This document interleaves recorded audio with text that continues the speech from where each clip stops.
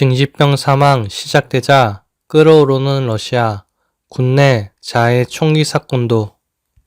최근 동원령 선포로 홍역을 치른 러시아가 징집된 병사들의 사망 소식이 날아들기 시작하며 또 다른 난관에 봉착했다. 징집된 지 불과 며칠 만에 전장에서 사망한 사례들이 확인되면서 유족들의 분노와 함께 부실한 훈련에 대한 국민들의 비난이 끓어오른 것이다. 훈련장에서 병사들이 총기 난사 사고로 사망하는 등 동원령 이후 불미스러운 사건들도 이루어지고 있다. 15일 현지 시간 모스크바 타임스 등 러시아 독립 매체들에 따르면 첼야빈스크 지역 주지사는 지난 13일 이 지역 출신 징집병 5명이 우크라이나 전쟁에서 사망했다고 발표했다.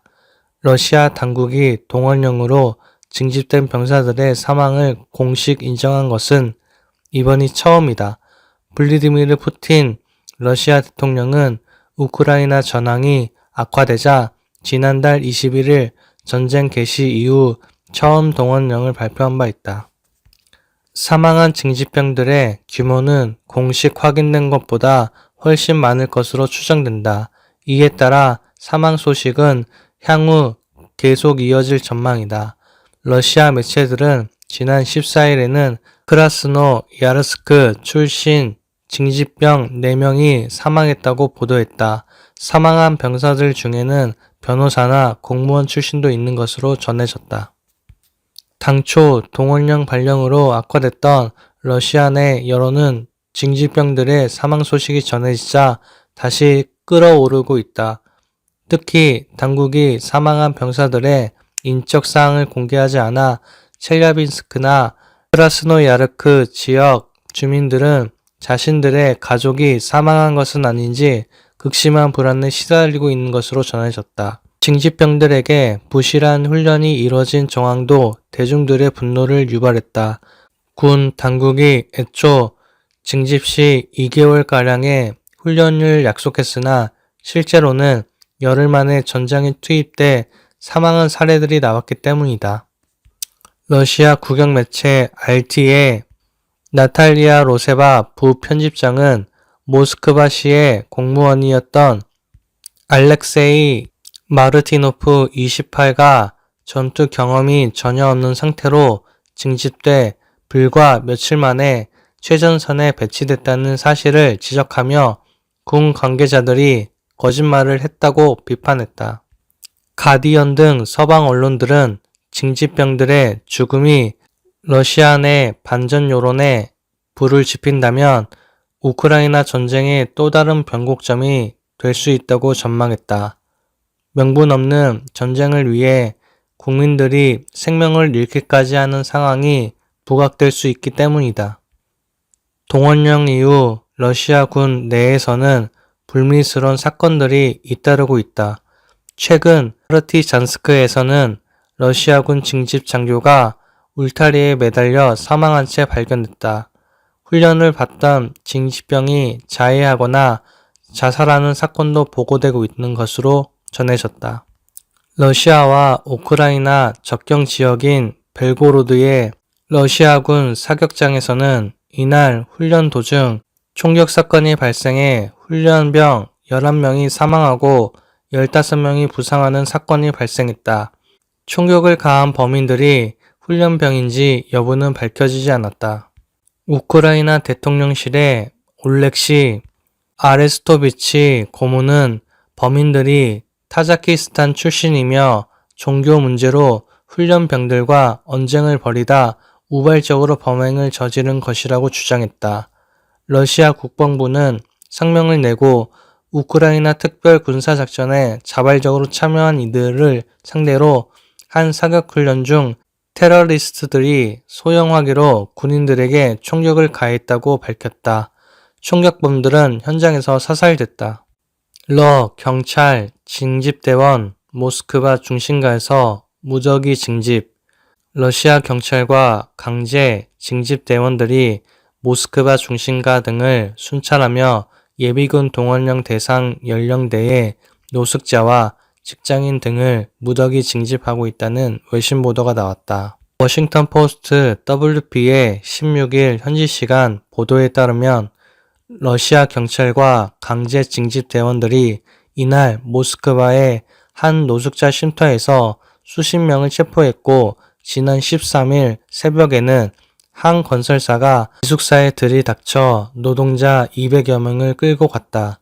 러시아 일부 지역에서는 예비군 부분 동원령이 발동된 이후 남성들이 징집을 피해 해외나 시골로 탈출하거나 도시 내 비밀스러운 곳에 숨는 일이 잦아진 것으로 전해졌다. 러시아 이후 국가들의 통계에 따르면 동원령 발령 후 30만 명 이상의 남성과 그 가족이 러시아를 탈출한 것으로 추정된다. 이 같은 상황 속에서 경찰과 강제 징집 대원들은 최근 때와 장소를 가리지 않고 남자들을 찾아 나서고 있다. 아파트 로비를 지키고 서서 징집 영장을 발부하고 사무실 건물이나 호스텔 등을 급습하고 있으며, 카페와 식당 출구를 봉쇄한 뒤 징집 대상자가 있는지 수색하기도 한다. 블라디미르 푸틴 러시아 대통령은 지난 14일 동원령 발동 후 지금까지 22만 명이 징집됐다며 징집 절차가 2주 이내에 마무리될 것이라고 밝혔다. 그러나 우크라이나 전쟁 지속을 원하는 강경파들은 2차 징집이 필요하다고 주장하고 있다. 다만 동원령 발동 후 징집된 병사들의 사망 소식이 들려오고 이들의 시신이 고향으로 돌아오면서 반전 여론이 강해지는 추세다. 푸틴 대통령이 이끄는 러시아 통합당의 고위 당직자인 안드레이 클리샤스는 징집이 불법적으로 이루어지고 있다며 거리에 있는 사람들을 무차별적으로 징집하는 것은 받아들일 수 없다고 말했다. 더 이상 공격 없다는 푸틴의 속내는 영 미사일 바닥난 듯.